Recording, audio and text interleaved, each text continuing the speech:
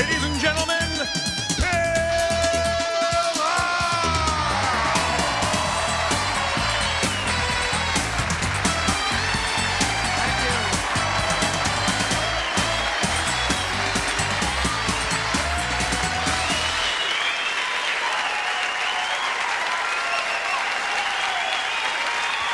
Thank you.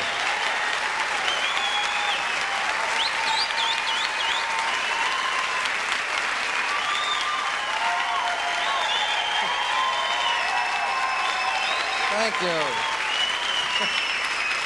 Hey. Oh, boy. Boy, I wish I had an act now. That was so nice. Thank you. It's so... But you're nice here. That's why we came here. No, for those of you at home, we are in the state of Minnesota.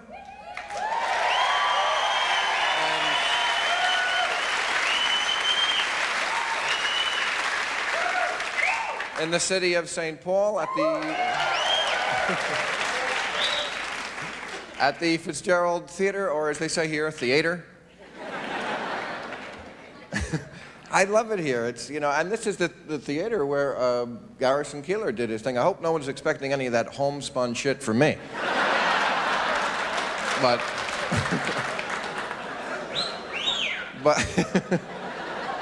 but I wanted to come here. There's elbow room here. Everything. We went to the Mall of America. That is big, I gotta say.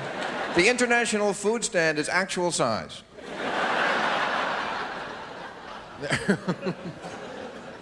Things are big portions. I see a lot of big cars. It made me think, my father, God bless him, his last car was a big car, and I realized afterwards that I think he wanted this all his life, the big boat. But I guess he thought it was selfish, a gas guzzler. But, he used to say it with such reverence, a Chevrolet Caprice Classic. It's a big piece of shit, but it is fun to drive a big car like that. First of all, if you have an accident, it's so far up ahead. You're only peripherally involved, It's like a civil war in Africa. It's tragic, but it doesn't really involve you.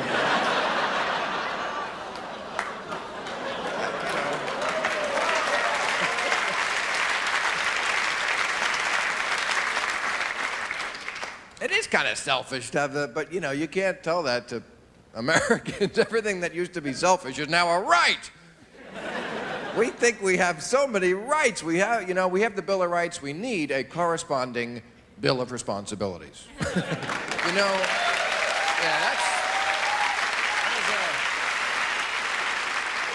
There's a Midwestern sentiment. You have the right to freedom of religion. You have the responsibility not to pick one that knocks on my door on Sunday morning.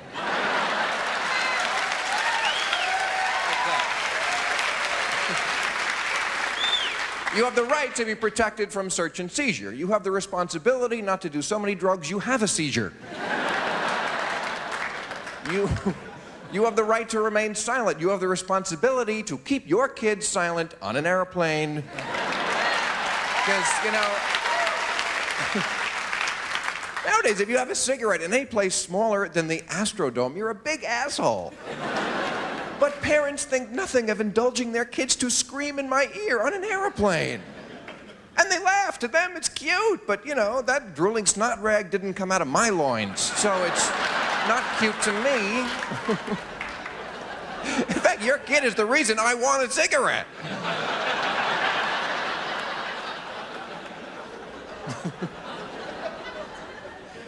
But everybody's got their rights, New Yorkers, they're the worst.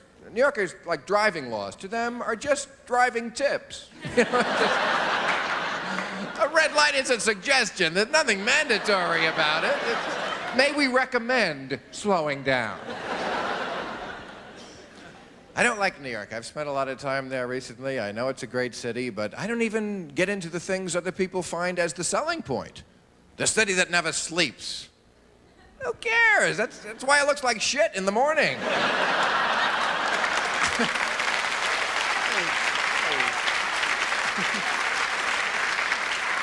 I always want to say, get some rest, New York.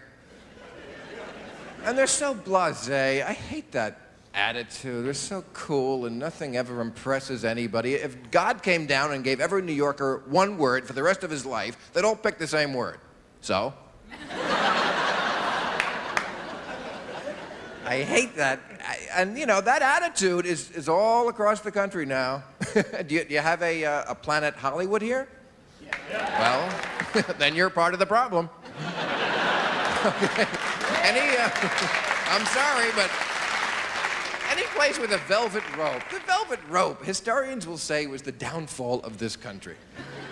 What is, it's so high school, that exclusion. It's a selling point. People see a big crowd, it's like, oh, we can't get in, we gotta go. They don't want us, that's for us. You could put a velvet rope in front of raw sewage, people would try to get in. Can I jump in that vat of shit? They stabbed my hand. Look, my girlfriend's purse is in there. You know, because you always have to talk to some doorman with a headset. I love that. You need the highest technology. I always want to say, you're a doorman. You watch a door, man.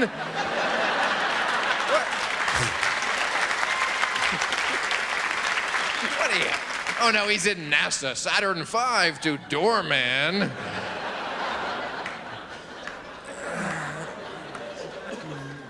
Americans, they will not get into heaven, they will crash. They'll go up to the pearly gates. Hi, is Peter working tonight? I'm on God's list. And why? Why do you want to get into the club? Because you're cool? You know, then you get in, you find out you're not even cool because there's a VIP room for the really cool people. And then there's a room within that. And then there's a room with just one guy. Just Jack Nicholson is in that room.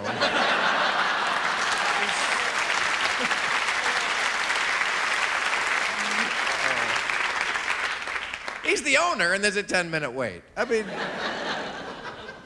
I read in there's a paper, the LA Weekly in Hollywood, there are ads for people you can get a caffeine enema. I mean, does anyone need energy that badly? And you know in LA you're gonna get behind some guy going, could I change that to a decaf mochaccino?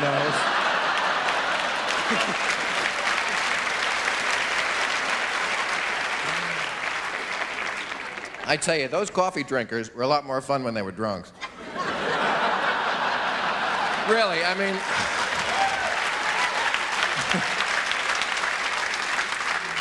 When did this country get to be such a bunch of wusses and phonies? It's true, in politics too, you know? We always say we want politicians to talk straight to us, but we don't really. We want the truth in very general terms. You know, Ross Perot was very popular when he was saying things like, we gotta clean out the barn. Yes, exactly, there's a policy. I've been saying that for years. But you know, like if somebody specific, like your boy, Walter Mondale, remember, he said, you know, he actually said that somebody's gonna have to raise taxes. We treated him like he gave away the ending to a movie. You know.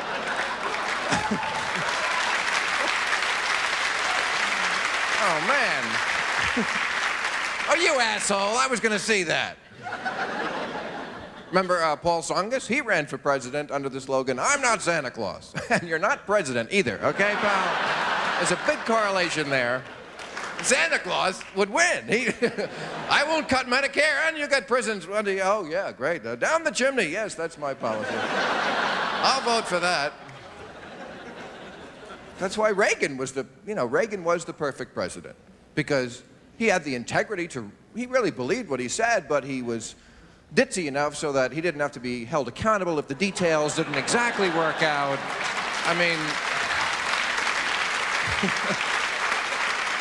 you know, he's a lovable guy, but he was stupid before he was sick, okay? I mean, he was. I mean,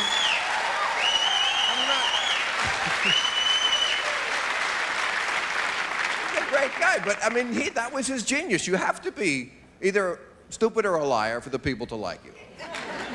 They can't actually think that he meant what he was saying. I mean, his economic theory was called trickle down. They're actually saying, we're pissing on you.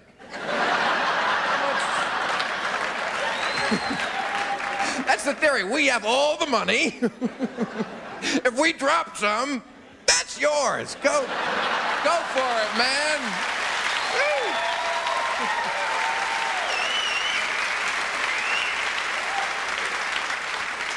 Bosky and milking in those Wall Street I can't hold it all.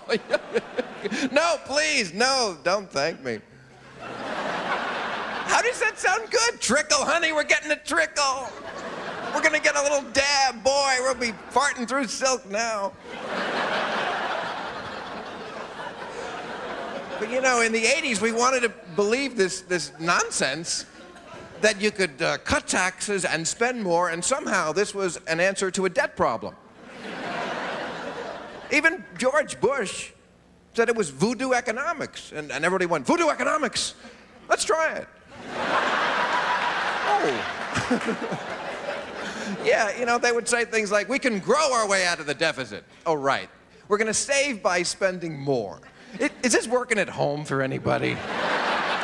Honey, would you run up a bill? I'm trying to make a budget over here. How am I going to get this family on its feet if you don't spend?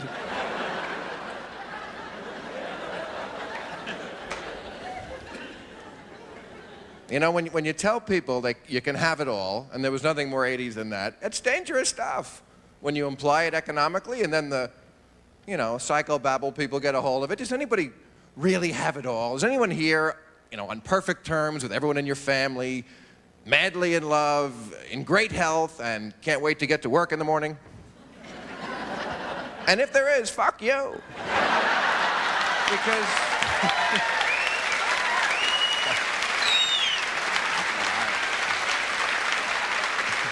I mean, congratulations. I meant congratulations. It came out, fuck you. But you can't have it all. We expect so much from the government, too. You know, they can't do it all for us. I read a thing about the day Clinton was inaugurated. They had an open house, and the people shook his hand, and they quoted this woman saying to the president, she said, Mr. President, I'm so excited to meet you. I wanted to tell my parents, but they haven't spoken to me in 11 years because I'm a lesbian. I'm hoping your administration can change that. What is he, the Wizard of Oz? You know, you're not a lesbian. You know, here's a penis. What is he gonna do? I mean, I gave away the heart, I gave away the brain. Oh, I got a penis laying around. Go ahead. That wizard, he had a lot of shit back there, you know, that we expect way too much of the president, especially this one. You know, I mean, no, I don't mean that in a bad way, but I mean, think about his background. You know, we forget he's from Arkansas. He's already overachieved by 1 million, you know, I mean...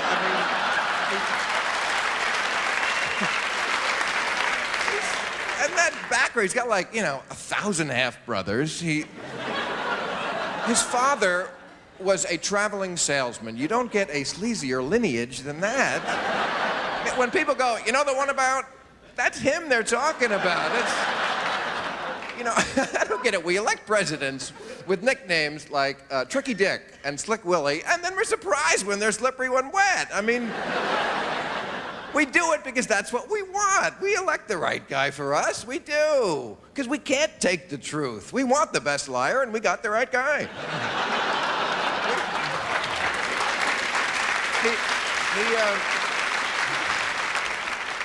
I mean, take something like an issue like Bosnia. Now, we don't really want to get involved over there, but on the other hand, we don't want to seem uncaring.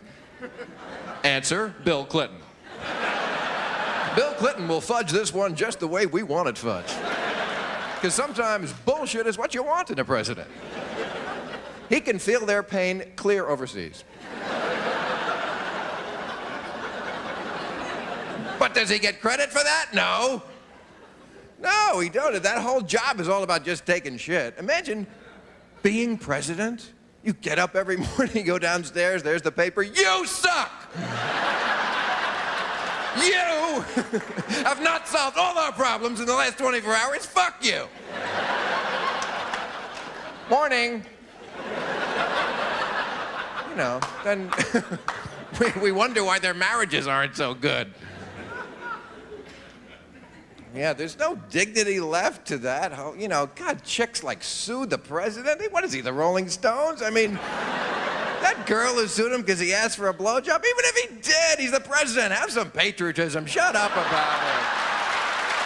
Oh, God almighty.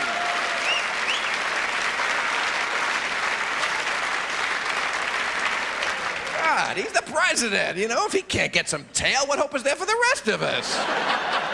You know, he's the tribal chieftain. He's supposed to have the greatest prowess and the longest spear. Bathe her and bring her to my tent. That's what power's all about. Bathe her and bring her to my tent. I'm not condoning. I am not condoning if that's what happened. But even by her account, he apparently was a very nice guy about it. And he is a nice guy. I met him. I performed for him. I talked to him for about 20 minutes. He's not that busy. I have to tell you, he's not that busy. But there is kind of a right and a wrong way even to sexual harassment. And I love her story that she was called to this hotel room. There was about 10 minutes of small talk, and then he just got up and dropped his pants. I don't know how you make that transition from, so your folks are from the area. Well, now it's time to play our game. It's amazing, but it does show the political skills he does bring to the job. And you can't get everything in a president, you know? I mean, George Bush didn't know what a supermarket scanner was. I mean, this guy fucks around, at least he gets out. You know, he's in touch with the people, some more than others. But we should just have a bachelor president. Then we'd root for him to score. You know, it'd be so... I tell you, I would be so awesome to be the bachelor president. I mean, you would have such an advantage over every other guy. You know, like say you're in a bar. You know, and girls are coming up to you. So, what do you drive? Air Force One, okay, honey? I mean, what do I drive? I'm the president. What do you mean, what do I do? I'm in sales. God, my other car's a motorcade, bimbo. Well, I say let them slide. Also on drugs, you know, they ask all these guys who are of an age now that they were in college in the 60s, so it makes sense to ask the question, did you ever smoke pot? The only one who actually said that he never smoked pot was Quail, and I thought, I believe you.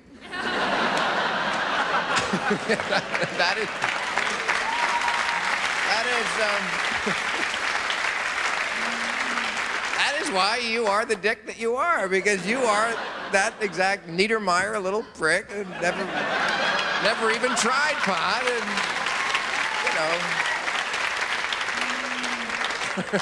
And those other 40-somethings that they ask, they always say that same political apology. Oh, yeah, I experimented. Oh, right, I was in a lab. There were scientists all around me. I was hooked up to machinery. It was an experiment once. They always did it once and regret it ever since. Oh, right, one joint 30 years ago is still fucking you up. Boy, I'd like to get some of that shit, let me tell you.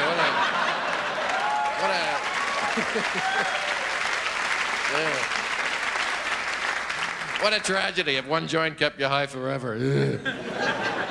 That's what I'd ask a genie if he came down. Hey, keep your other two wishes. Give me that roach.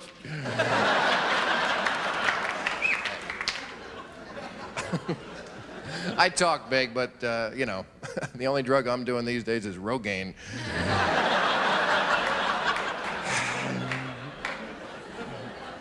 Well, that's, you know, Dole, they won't ask Bob Dole about drugs because he's too old. You know, he thinks you shoot pot and, you know, he's...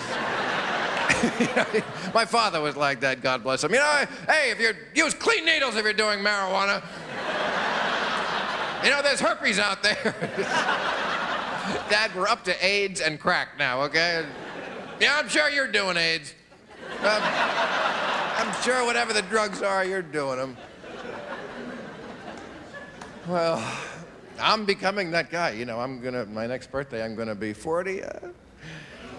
That's all right, I know. What happened? Testing my hearing at this age? Right. I guess every generation thinks the kids are crazy, you know. I read these articles about technology, the computers. It's a first language to them. To us, I'm scared. We're scared of them because they know shit we don't. And so we put it down. I'm sure, you know, I bet you there were cavemen at some point going, you know, the kids today, with the fire and the wheel. My kids are glued in front of that fire. They watch it 24 hours a day. I said, do your homework. They said, come on, one more log. And that wheel, somebody's gonna put an eye out with that thing. You watch it. The wheel, oh, sure. They all want to walk erect. Yeah.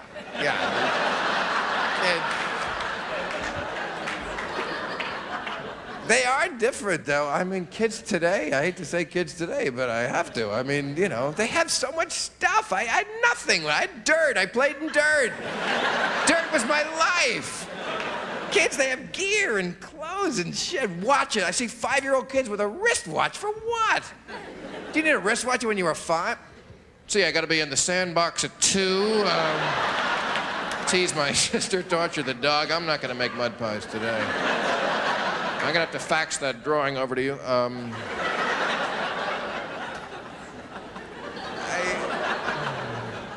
And I know they really have more to deal with. I know there are more dangers for kids. It's true than when I was a kid, but we thought we were in danger because our mothers were so crazy. Our mothers of that era, everything could kill you. There was always a rule. If you see a dog, tell a policeman. I mean. Don't eat anything you put in your mouth. You know, if you hear about a stranger, get under a desk. What was that? The panic that was always, don't touch wood, don't look at a cloud. Don't touch a dead thing, you know. Look both ways before you leave your room. And if you touch something rusty, just kill yourself. Because, you know, it's over. I really feel bad for the kids who I feel, the ones who were kids in the 70s, because what a screwed up decade to come alive, to think that that was normal. Oh, here's Dad coming home from work and he's got a leisure suit on, you know. Oh my God, you know.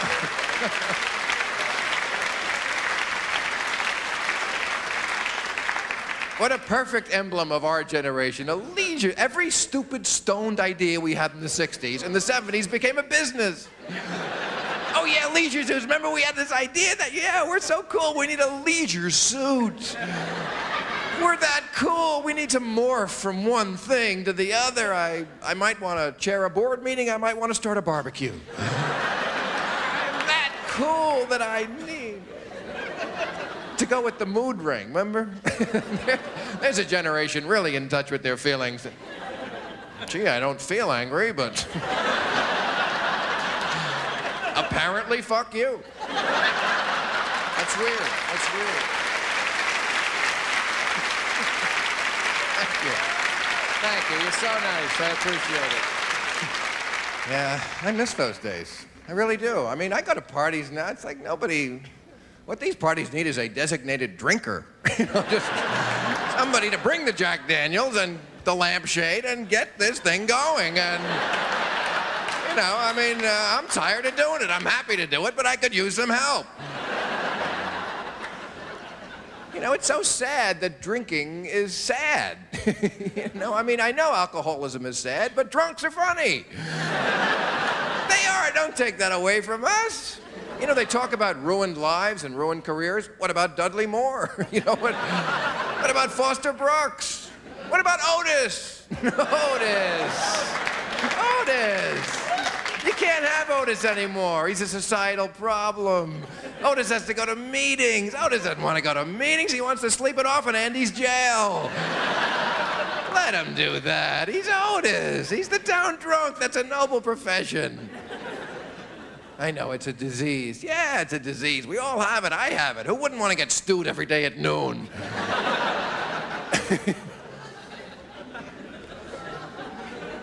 Plus, they're not exactly straight with us about their commitment to not drinking, drinking and driving. There's one, you know, don't drink and drive. but there are keychains with bottle openers on them. There, there are liquor ads all over TV, always showing it in the best possible light. You know, you always just won the big game. Tonight's kind of special, and you know, there are no bitter divorcees looking for a good hate fuck in that bar.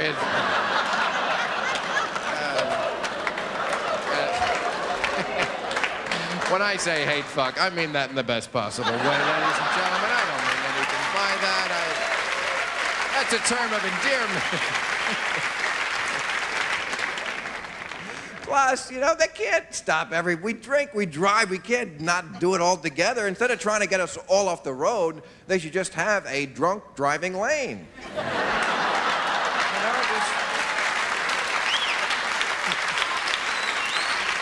just make it very bright and lots of padding and coffee and, you know. If you dropped it down a couple of feet, the drunks would wind up in there anyway like a gutter ball.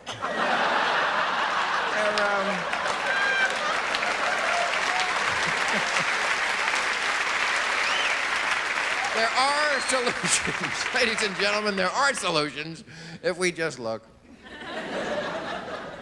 But I'm not defending drinking, and, you know, like Alcoholics Anonymous, I know we probably have members here. It's, don't be too excited about it. But it's a fine organization, but it did start as sort of a dangerous thought, which is that, you know, it used to be that, you know, things were sins. Now everything that's, used to be a sin is a disease. You know, when religion was a popular form of worship, this is going back many years. You know, people would fuck up and they'd go to their priest and they would tell him and he'd go, schmuck. Well, not schmuck, but I mean, he would use the same equivalent word and, you know. Now people don't do that. They go to a psychiatrist and, you know, he doesn't tell them that. He wants them to come back. You know, the priest, he's not in it for the money, just the kids.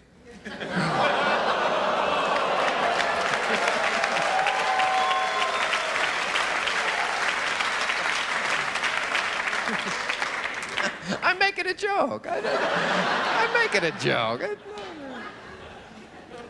Well, you don't mind me if I go after the shrinks, do you? Because those guys, I mean, I know they do valuable work too, but come on, their whole trip about, oh, we have to go back into your childhood. It's always the childhood to find the trauma. Who can't find trauma in childhood? I'm 2 feet tall. I don't know what the fuck is going on. Everyone could beat me up. Doc, you're a genius to find trauma there. Jesus, wow, wow. Oh, man.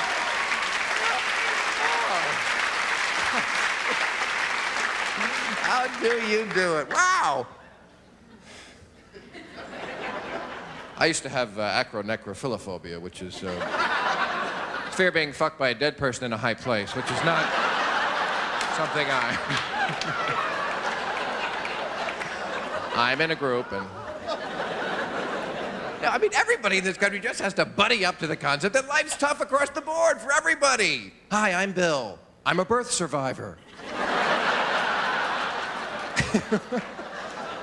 Well, it's almost to that point if you think about some of the phrases we just take for granted, like shopaholic. Oh, I can't even think of how awful that must be. Prisoner of fame. Oh, poor Bruce Willis having to walk from his trailer. That's just like the guy eating rain and worms in Bosnia. Yeah, that's... You know, emotional rape.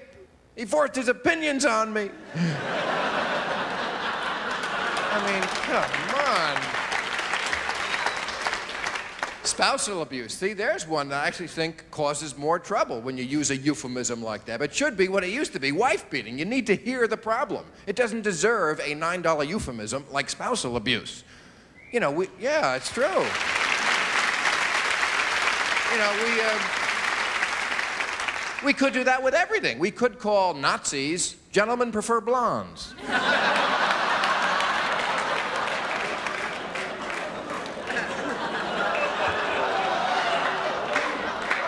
I know, we're such wusses, we can't even hear it. What happened to that pioneer spirit? We used to have one. This state was founded. I don't think they'd get as far as Minnesota now. Columbus. You know, we used to worship Columbus. We used to make bulletin boards to him in school. Now he's a big asshole. And I'm I'm sure he was an asshole, but he also did get out on the open seas when everyone thought the world was flat. That should count for something on a resume.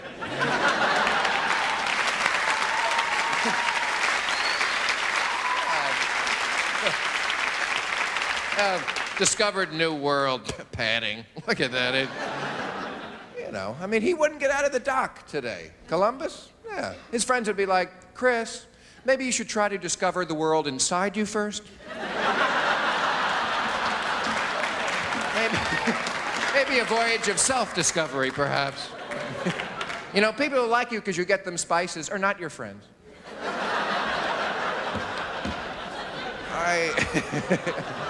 I have had just about enough of the inner child. I would like to see a lot more of the outer adult in the near future. You know, could somebody...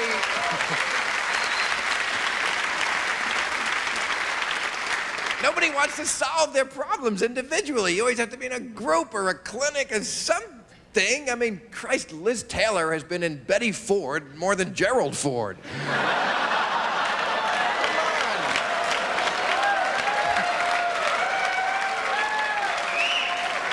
Well, you know, the most politically incorrect thing you could ever do nowadays is to be part of a men's club. But if it's a men's group, oh, it's a group, oh. I promise you, it's the same 10 guys sitting around talking about pussy. I promise.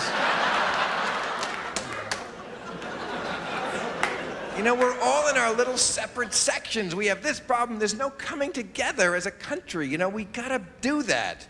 It's like, you know, when the Beatles started. I'm a big Beatle fan. I know all this. Yeah. Well, you know, before they even made it, they were going to split apart. They were fighting, and their manager sat them down, Brian Epstein, and he said, look, your only strength is as a group, as a whole. John, you're the brains of the Beatles, and Paul, you're the soul, and George, you're the heart, and Ringo, you're the drummer.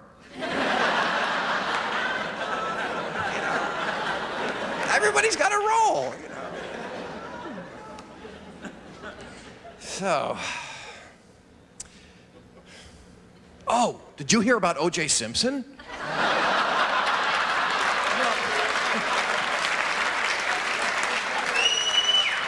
No, it was on the news. He's in some sort of trouble.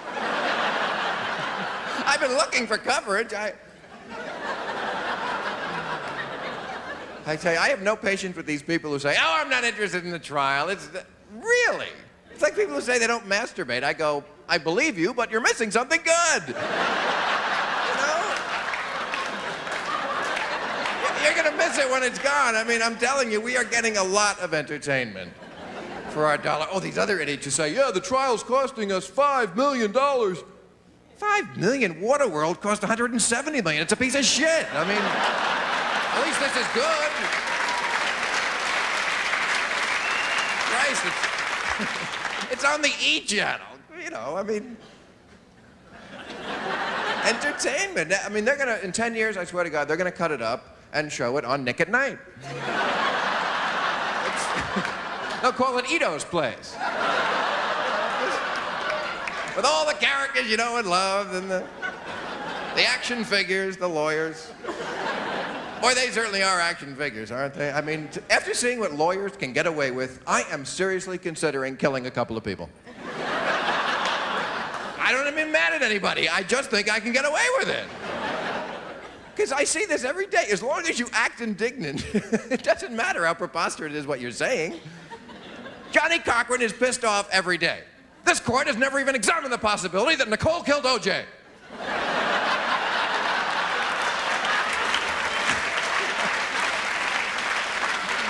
It's unbelievable. And they're completely not afraid to change their story if one doesn't work. What was O.J.'s alibi? He was sleeping. Golfing. Sleep golfing. He would putt a little, nod off, and then go back to sleep, putt, sleep golfing, golf sleeping, whatever you want to call it. I mean, I realize the whole thing about being a lawyer is just not crack up. When you're speaking, you just gotta, you can't go, Your Honor. Cut it out, you guys. If you do that in court, we're dead. We have got to... I mean, that's the whole thing. You realize we are underwriting this trial by buying all the statuettes and the cards and the shit and the books. That gives him the money to buy 5 men to stand there, prominent men in suits in a court of law, and spew out their bullshit. As long as they keep up the same thing and don't, it's like a Harvey Korman sketch, just don't crack up. It doesn't matter what the evidence is. I mean, the DNA is like 570 million to 1, and they go, yeah, 1, and people go, yeah, well, okay. Okay, yes, you're right. It could have been a guy from Borneo who did it for no reason and swam back. Yeah, it could have been. It could have been.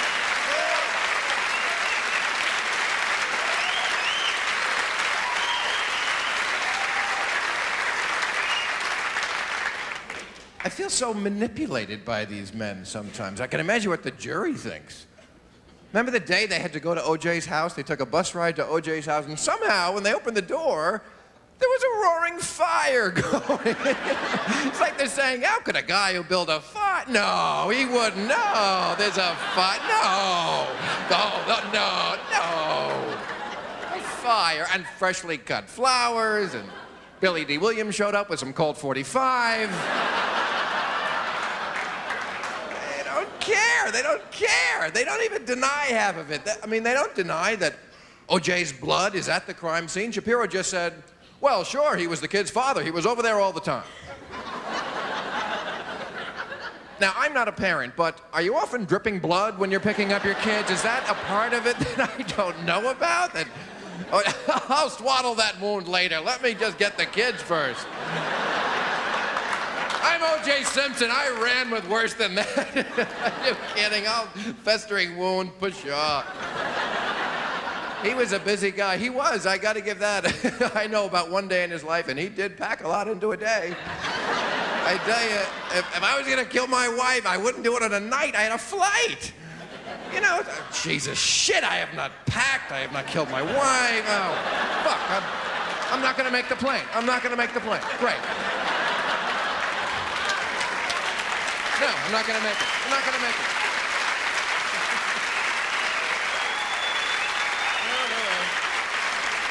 Oh, boy.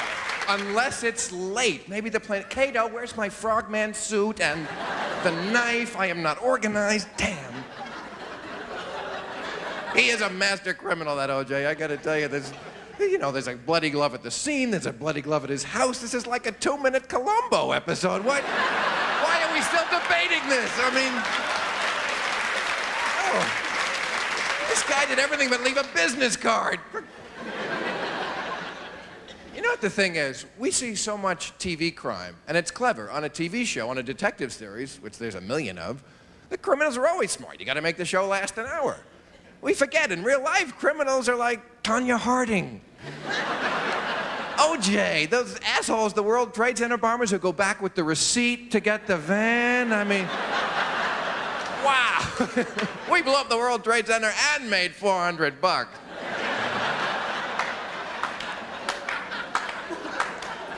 I mean, people are not that bright. The government, the conspiracy thing that goes on in this country, people think the cops and the government, really, the Michigan militia, they think the government is changing the road signs.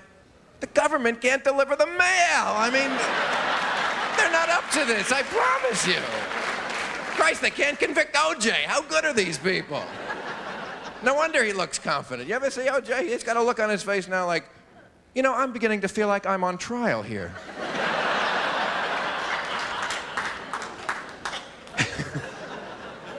He didn't look like that when they first brought him in, boy. I tell you, he had that, I fucked up now. Kind of a look on his face. Remember the way he pled? Oh, that was pretty telling. 100% absolutely not guilty. Gee, that doesn't make me think someone's guilty, does it? A billion% times infinity plus a Google, not guilty.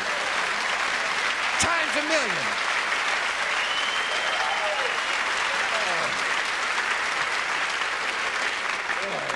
The suicide note, which read more like an acceptance speech, thanking my golfing buddy. Takes a lot of people to put on a murder. I just got to say, this is for the crew. And Al, who drove the Bronco. He was on suicide watch when they first brought him in. Remember that? He couldn't even wear a tie in court. He had to have an open shirt in court. He was going to do something. They were going to be having a sidebar. Your Honor, what we suggest... Hey, where did O.J... Oh, my God, he hung himself! Oh, no! He snuck away again! This motherfucker is so elusive! Jesus Christ, I've never met her. Did Al Cowlings help him with this one, too? Gee, those two switching shirts and killing why, you two, I oughta...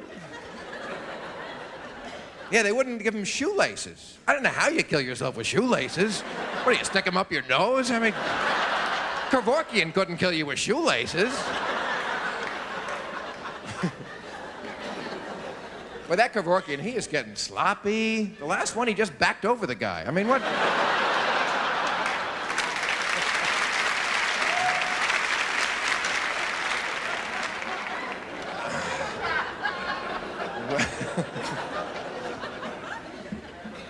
Well, I didn't need so much water earlier in my career. How many of you remember me as a young comedian? Yes, anybody gonna be 40? It's an interesting experience. You know, the bright side is that, you know, maybe you're a little smarter. You do, as you get older, amass wisdom, and then you get senile. It's kind of stupid. You amass all this wisdom, then forget it. That's God's little practical joke. And of course, for a man, the anxiety is all about women, which is doubly stupid because, you know, actually, women like age because they know it takes us a long time to get a clue. You know,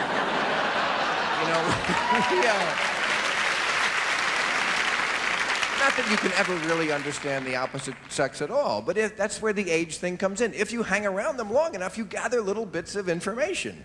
It's like with dolphins. You know, we don't really speak their language, but we can, if we listen, pick up, oh yes, they have a culture and language of their own, and then we're not such an asshole to be with. That's why it must be so great to be a homo. You don't have to translate. You know what the other person is thinking and saying.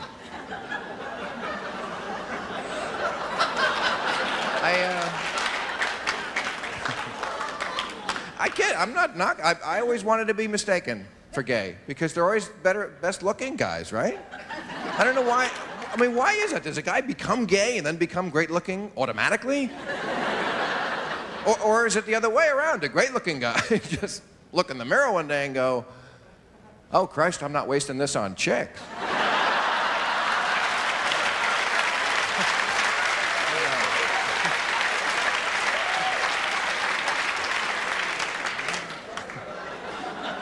The best must be bisexual because that's great. You know, you go out with your buddy looking for girls. If you don't find any at the end of the night,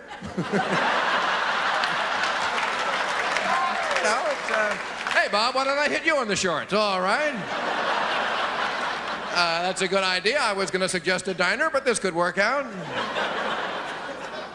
Because that's what people usually do. They go to a diner because food is the great consolation. We all want sex first. When we can't get it, we have food. A hamburger never turns you down. This is why food is so important in a marriage. You know, I mean, they say the way to a man's heart is through his stomach. That's after other organs have been nullified. And I am not knocking marriage. I applaud it. No, we have to be dragged into marriage. That's just our nature, you know? You ever see a girl tell her girlfriends that she just got engaged? They're like screaming and yelling, you got engaged, I can't believe it. You ever see a guy tell his guy friends? They're like, you held out as long as you could. You tried.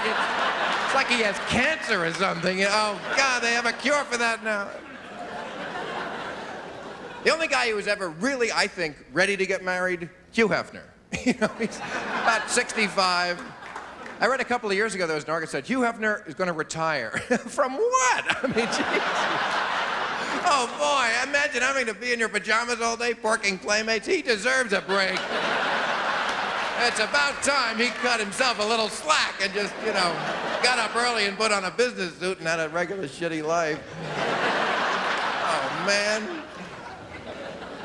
He has got to be the genius of the century. Can you imagine creating a life where everything you do to get laid is a write-off? It blows my mind and breaks my heart. But no, I'm not. Look, being single, being married, they both suck. They really both can suck, and that's why we approach them differently. When you're married, it's all about staying in and eating. When you're single, it's all about going out and drinking. Because you have to. You got to go out. They don't have, when you're married, it's good. You got your mate. They're there. But when you're single, you got to hunt. You got to find. There's no, knock, knock, pussy. They just, it doesn't, they don't deliver, Unless you're Charlie Sheen, then.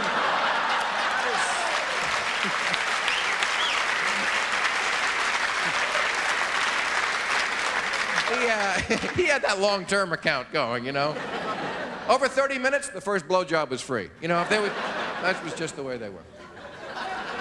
But you know that when you're single, you gotta hunt, and you don't want to do that sober. I mean, it's such a demeaning thing to be me, It's like, guys, you ever giving a girl your card? It's like, what are you, a salesman? I know you may not need a penis right now, but here in the, if in the future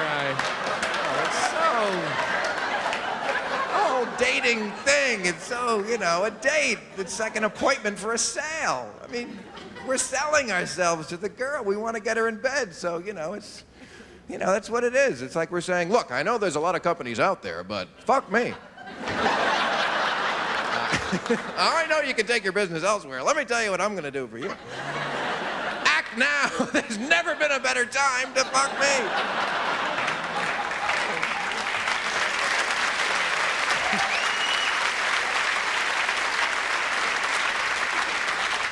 Boy, men spend a lot of time just doing that, getting women to do the best. Oh, God, sacrificing virgins. Modern man had nothing on those. Now, there was an idea. There was a scam. Remember, ancient cultures, they all would sacrifice virgins to the gods, they said, but I don't think, the gods didn't want the virgins, and, but the guys on Earth were not about to sacrifice the sluts. That, I know. I don't care what religion, what culture, what gods, men don't kill sluts. No, this was a scam to get over on women. A guy'd be out with a girl. If she wouldn't put out, he'd be like, so, you going to the big sacrifice? Gee, I wonder who they'll pick. Am I going? I'm one of the judges. You kidding? Honey. Look, I'm not for it, but the law is the law, But we have to do that. We have to scam on women because they, the whole thing is sex. For them, it's too easy. For us, it's too hard. True. I mean, think about it. What would a man have to do to walk into a bar and have every woman want him? He'd have to, run the world. What does a woman have to do? Her hair. And also, you learn those little things to stop doing that would irritate someone. A lot of a relationship is just not irritating. I learned this. It's the number one thing. If a woman doesn't want you to do something, you don't have to know why, just don't do it. I spent so many years trying. No, I'll never know why. If she doesn't want you to walk into the bathroom when she's putting on her makeup, don't do it. And of course she doesn't want that. That's like walking backstage when the magician is shoving the doves into his suit,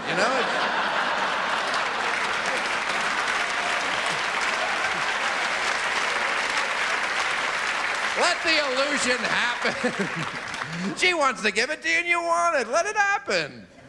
Cleavage is the greatest magic trick in the world.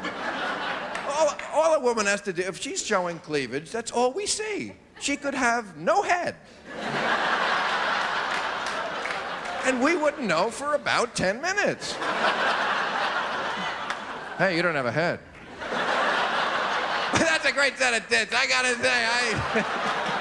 I hope you didn't catch me staring, but I tell you, with those chests like that, you don't need a head. That's just free advice. We have to learn those little things. I'll tell you another one. If you're with your girlfriend and a beautiful woman walks in the room, don't look. I know that's impossible for us, because to us, a beautiful woman is a creature like an elephant. It's, we'd have to pretend. No, honey, what big gray thing? Oh, that. Oh, she is not half the elephant you are, honey. You're an elephant. I had a girl say to me once, would you leave me for that woman? I said, honey, I'd kill you for that woman.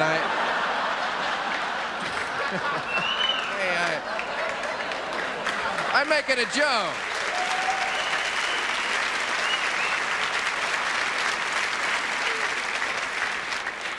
I'll tell you this, we were certainly never against feminism. We just never understood it because it looked to us like a revolt and we were thinking, why? You're winning. You've always been winning. You know, in the old days, women played dumb and we bought it because we are dumb. It was a perfect system. You know, women let men go around, yeah, women are stupid, we're the smart ones. Oh, they knew they'd get a better deal. Women actually got men to say to them, no woman of mine is going to work. Is that a good deal? I wish someone would say that to me. Honey, you stay home and relax. I'll bust my ass every day because I'm the smart one. End of discussion. Oh, well, honey, if you say end of discussion. And I pay for everything, too. I don't get, you know, if someone wants you to pay, you let them pay. That's not a man-woman thing. It's a Christian-Jew thing. I'm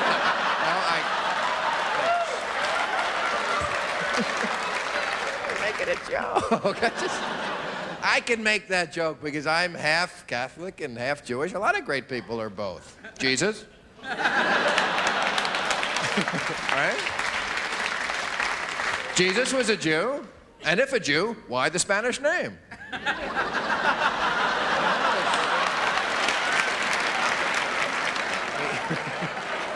And I'm not knocking Jesus. Don't start with me because you know he was a great guy. That's true. I mean, died for all of our sins. That is nice.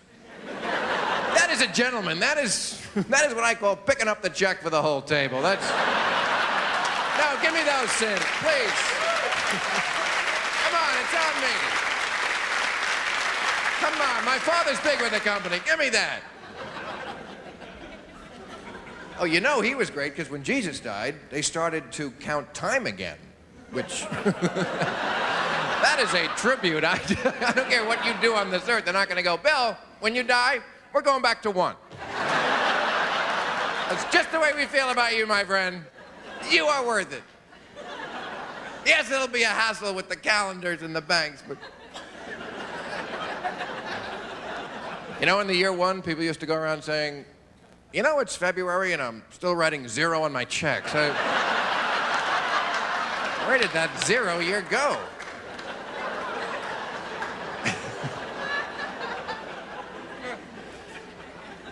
A lot of history in those, you know who was the real fly in the ointment with the Catholics was Henry VIII.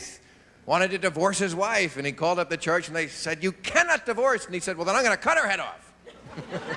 And the church said, oh, fine, cut her head off. But, oh, we've been beheading for centuries. Oh, I thought you were going to divorce her. Woo. Oh, my God. Oh, go back to sleep, Your Holiness. False alarm. See, I don't understand why. Now, the Catholics, they can drink wine in church, but the Rastafarians, they have to go to court so that they can smoke their marijuana.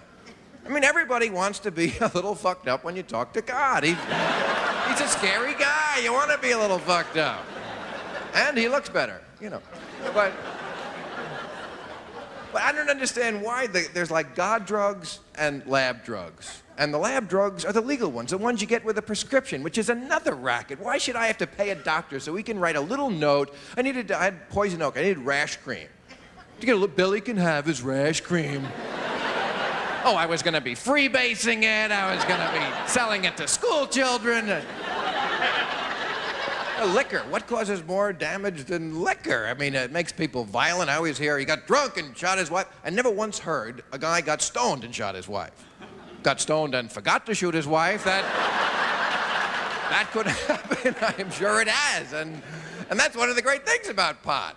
I can watch reruns of shows I've seen many times, and they're like brand new to me. Hey.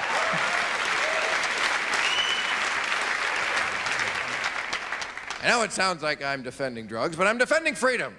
I don't want to take drugs. I do it for my country. Plus, that's not the issue. Moderation is the issue, not drugs. Anything you overdo, that's, you know. if you weigh 800 pounds, maybe a little cocaine is what you need. I mean, just say no to pie for some people, you know? And I'm certainly not defending cocaine. I never understood that drug. If you want to be edgy and nervous, go to work. We don't even know what the good drugs are anymore. I'll tell you, the ones that are good are the ones that are natural, like mushrooms grow in cow shit. You can't get any more natural than cow shit. Why would God have made so many different kinds of mushrooms and then one kind that's really different? You know, this one is good in a sauce, this is good in eggs. This one makes you laugh for 8 straight hours. I don't think that's random. I mean, I think God knows that you have to laugh for 8 straight hours sometimes. God knows life sucks. He knows. Absolutely. It's right in the Bible. You know the Bible. What is the book of Job? It's about a man who gets to talk to God, and he says, God, can't you take away pain and misery? And God says, no, of course not. If I took away misery, no one would talk to me. Get this guy, take away misery. But I'll give you drugs. And that'll help a little. I'm paraphrasing God. Those are not his exact words, but that is God's basic point, because let's face it, God has a big ego problem. You know, we always have to worship. Oh, you're the greatest, we're shit. You're up there, we're down here. You know everything, we're big fuck-ups. You know, secure people don't need to hear that all the time. That's why I believe in Dr. Kevorkian. Because suicide is kind of our way of saying to God, you can't fire me, I quit. You're a terrific crowd. I thank you so much for it. Thank you, St. Paul. Thank you.